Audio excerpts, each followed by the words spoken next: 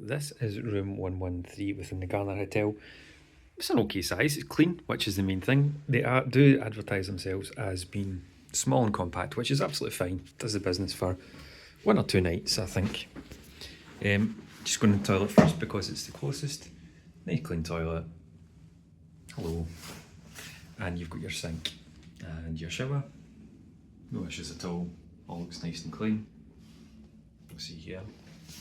There's a pulley outy door and it does have a lock, so it's fine. You do have loads of shelves as well for storage and for hanging up things, so that's what I'm just about to do. You do have your power here as well. You do have USB here as well. You have your side lamps. And you've got them over here too. So this is one with a window, because you can get ones that are windowless. You've got your phone. Again, your lights here as well.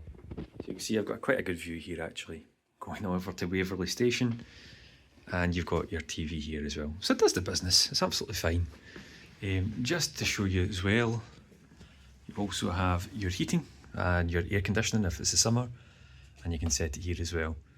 So I'm quite happy with it, but overall it does the business. Just to let you know as well, it also has your hairdryer as well if you need one. So definitely recommend. A good little hotel, it'll do the business.